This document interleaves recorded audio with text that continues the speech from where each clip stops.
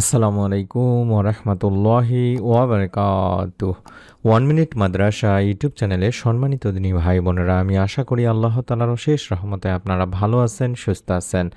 আলহামদুলিল্লাহ। আজ আলোচনা করব রবিউল আওয়াল মাসের আজকে হচ্ছে শেষ দিন। দিনী ভাই বোনেরা, আপনারা অবশ্যই আসরের সালাত আদায় করার পরে অন্তত 21 বার এই ছোট্ট দোয়াটি পাঠ করবেন। আল্লাহর আরশে আপনার দোয়া পৌঁছে যাবে ইনশাল্লাহ। আপনার দোয়া কবুল হয়ে যাবে ইনশাল্লাহ। মনের মধ্যে বিশ্বাস নিয়ে আমল করলে রব্বুল আলামিন আপনাকে নিরাশ করবেন না। তাই অনুরোধ করছি ভিডিওটি মনোযোগ দিয়ে দেখার। রবিউল আওয়াল খুবই ফজিলত ও বরকতের একটি মাস। অধিকাংশ আলেমের মতে রমজানের পরই এই রবিউল আওয়ালের মর্যাদা। আর রমজান মাসের মর্যাদা অধিক হওয়ার কারণ এ মাসে কোরআন নাজিল হয়েছে। আর এই রবিউল আওয়াল মাসের মর্যাদা অধিক হওয়ার কারণ এ মাসে নবী করিম সাল্লাল্লাহু আলাইহি ওয়াসাল্লাম পবিত্র মক্কা শরীফে ভূমিষ্ঠ হয়েছেন। তাই এই অত্যন্ত গুরুত্বপূর্ণ মাসটিতে বেশি বেশি করে দরুদ ইস্তেগফার তাওবা আমাদেরকে করতে হবে এবং আল্লাহ তাআলার কাছে আমাদের গুনাহের জন্য মাপ চাইতে হবে। দিনী ভাই বোনেরা, আমরা জানি যে এই রবিউল আওয়াল মাসের সোমবার 12 রবিউল আওয়ালে প্রিয় নবী বিশ্বনবী সাল্লাল্লাহু আলাইহি ওয়াসাল্লাম প্রিয় মাতৃভূমি মক্কা ছেড়ে মদিনায় হিজরত করেন এবং যেদিন তিনি মদিনায় পৌঁছান তাও ছিল এই সোমবার 12 রবিউল আওয়ালি। তাই আমরা এই গুরুত্বপূর্ণ মাসটি আমাদের কাছ থেকে বিদায় নিয়ে যাচ্ছে। দিনে ভাই বোনেরা, আমরা এই মাসের আজকে শেষ দিনে অন্তত কষ্ট করে হলেও আমাদের মনের যত নেক ও ভালো ইচ্ছেগুলো আছে সেগুলো আল্লাহ তাআলার কাছে তুলে ধরবো, বেশি বেশি করে দোয়া করব। রব্বুল আলামিন চাহে তো আমাদের দোয়া ইনশাআল্লাহ আমলের ওসিলায় কবুল হয়ে যাবে এবং আসরের পরের দোয়া কবুল হয়ে থাকে। আমরা জানি দৈনিক 5 ওয়াক্ত নামাজ হচ্ছে ফরজ, আর নামাজ মানুষকে আত্মশুদ্ধি অর্জনে সাহায্য করে, পবিত্রতা অর্জনেও সহায়তা করে। আর দিনে অন্তত 5 বার ওযু করার মধ্য দিয়ে শারীরিক পরিচ্ছন্নতা অর্জন করে থাকেন মানুষ। আর বিনম্র চিত্তে সালাত আদায়ের মাধ্যমে অন্তত 5 বার আল্লাহ রব্বুল আলামিন আল্লাহ তাআলাকে স্মরণ করে থাকেন। আর আসরের সালাতের নামাজের পরে দোয়া কবুল হয়ে থাকে, এটা আমরা কম বেশি সকলেই জানি। তাছাড়া আসরের নামাজ না পড়লে নবীজি সাল্লাল্লাহু আলাইহি সাল্লাম বলেছেন, যে ব্যক্তি আসরের নামাজ ছেড়ে দেয় তার আমল বিনষ্ট হয়ে যায়। বুখারী শরীফের সহিহ একটি হাদিস। আবু হুরায়রা রাদিয়াল্লাহু তাআলা আনহু থেকেও বর্ণিত আছে, হাদিসে আল্লাহ রাসূল সাল্লাল্লাহু আলাইহি ওয়াসাল্লাম বলেছেন, ফেরেশতারা পালা বদল করে তোমাদের মাঝে এসে থাকেন, একদল দিনে একদল রাতে। এই আসর ও ফজরের সালাতে উভয় দল একত্র হয়। অতঃপর তোমাদের রাত যাপনকারী দলটি উঠে যায়। তখন আল্লাহ তাআলা তাদের জিজ্ঞাসা করেন, আমার বান্দাদের কোন অবস্থায় রেখে এলে? অবশ্য তিনি নিজে এই বিষয়ে সবচেয়ে বেশি জানেন। উত্তরে তারা বলে, আমরা আপনার বান্দাদের সালাতে রেখে এসেছি। আর আর আমরা যখন গিয়েছিলাম তখনও তারা সালাত আদায়রত অবস্থায় ছিল। বুখারী শরীফের একটি হাদিস। তাই আমরা এই 2 ওয়াক্তের নামাজ অবশ্যই অবশ্যই গুরুত্ব দিয়ে আমল করার চেষ্টা করব, যাতে করে ফেরেশতারা আমাদের আল্লাহ তাআলার কাছে গিয়ে আমাদের ব্যাপারে বলেন যে আপনার বান্দাদের আমি বা আমরা সালাত আদায়রত অবস্থায় দেখেছি এবং যাবার সময়ও দেখেছি, আসার সময়ও দেখেছি। মানে এই সাক্ষ্যটি যেন আল্লাহ তাআলার কাছে তারা পেশ করতে পারেন, তার জন্য আমরা গুরুত্ব সহকারে এই 2 ওয়াক্তের নামাজ অবশ্যই অবশ্যই প্রত্যেক 5 ওয়াক্ত নামাজ আদায় করব। তবে এই 2 ওয়াক্তের নামাজ সময় মতো মসজিদে গিয়ে জামাতের সঙ্গে আদায় করার চেষ্টা করব, যাতে করে তারা আল্লাহ তাআলার কাছে গিয়ে আমাদের বিষয়ে এইরকম জানিয়ে দিতে পারেন যে আপনার বান্দারা নামাজরত অবস্থাতেই ছিল। এবং কোরআনে আল্লাহ তাআলা নিজেও ঘোষণা করেছেন, তোমরা আমাকে ডাকো, আমি তোমাদের ডাকে সাড়া দেব। সূরা গাফিরে বলা হয়েছে। এখানেই আল্লাহ আমাদের প্রতিশ্রুতি দিয়েছেন, আন্তরিক দোয়া কখনোই বিফলে যায় না বা বিফল হয় না। আল্লাহ রাসূল সাল্লাল্লাহু আলাইহি ওয়াসাল্লামও বর্ণনা করেছেন, এমন কিছু দোয়া আছে যা এতই শক্তিশালী যে ফেরেশতারা তার সঙ্গে সঙ্গে আরশের দিকে তুলে দেন, আর আল্লাহ তাআলা তা কবুল না করা পর্যন্ত ফেরত দেন না। এজন্য বলা হয় আল্লাহর আরশ কেঁপে ওঠে যতক্ষণ পর্যন্ত না দোয়া কবুল হয়। দিনী ভাই বোনেরা, তাই আমরা চেষ্টা করব বেশি বেশি করে দোয়া করা। আমাদের আছেই বা কি দোয়া করা ছাড়া? দোয়া আসলে মুমিনের জন্য সবচেয়ে বড় একটা শক্তি বা হাতিয়ার। হাদিসেও তাই বলা হয়েছে, দোয়া ইবাদতের মূল। কারণ দোয়া ছাড়া মানুষ কিছুই নয়। আমাদের দুর্বলতা, আমাদের অভাব, আমাদের আশা আকাঙ্ক্ষা সব কিছুই দোয়ার মাধ্যমে আল্লাহ তাআলার কাছে আমরা প্রকাশ করতে পারি বা প্রকাশ পাই। দোয়া অনেকেই করতে চান না, যে দোয়া কবুল হয় না, দোয়া ফল পাওয়া যায় না, এর প্রতিদান আমি পাই নাই। তাদের জন্য বলবো, হাদিসে বর্ণিত আছে দোয়া কখনোই নষ্ট হয় না, বিফলে যায় না।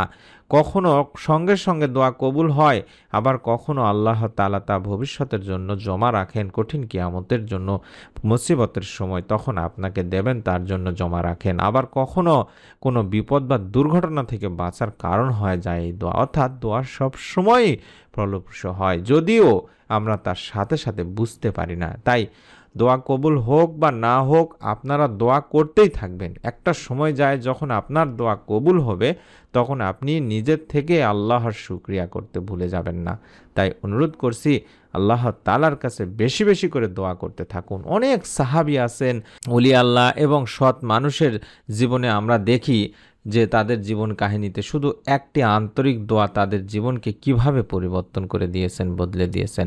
হয়তো বছরের পর বছর তারা কেঁদে কেঁদে দোয়া করেছেন, আর একদিন হঠাৎ আল্লাহ রব্বুল আলামিন তাদের উপরে রহমত নাজিল করেছেন, তাদের দোয়া কবুল করেছেন। ঠিক সেরকম আমরাও দোয়া করব দিনী ভাই বোনেরা।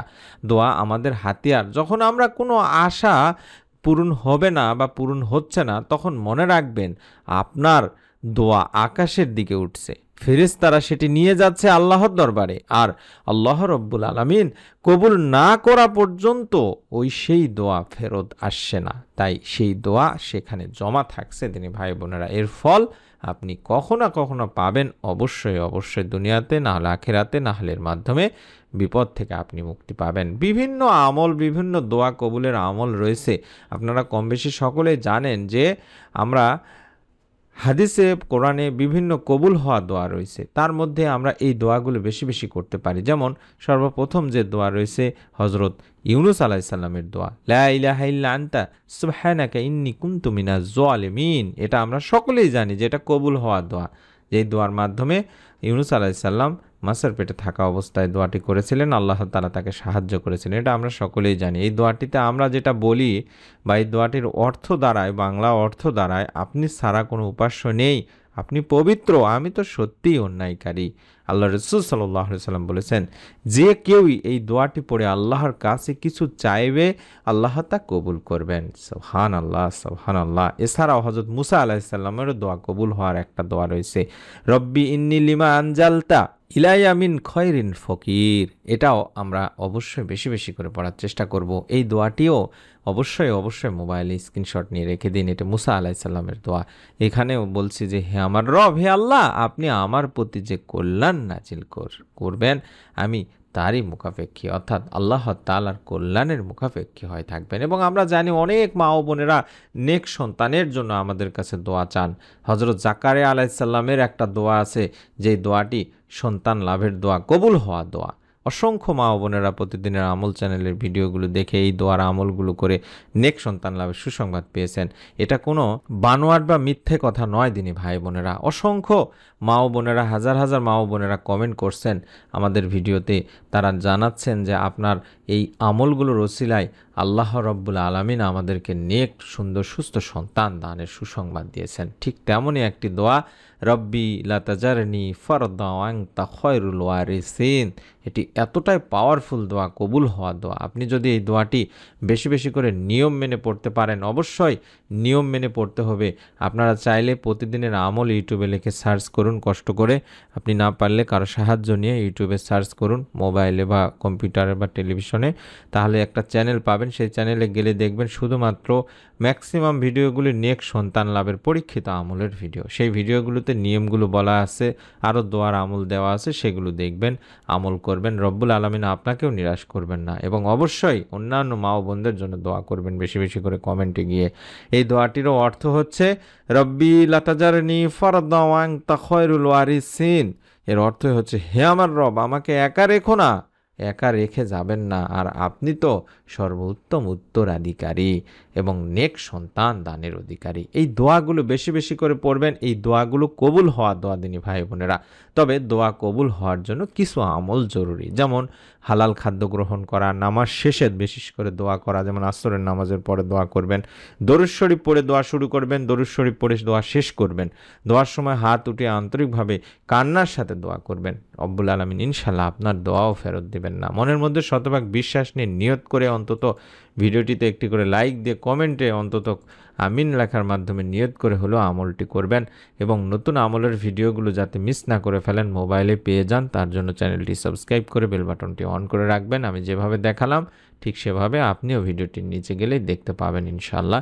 সাবস্ক্রাইব লেখাটির উপর চাপ দিয়ে রেখে দেবেন, প্রত্যেকটি ভিডিও আপনার কাছে পৌঁছে যাবে।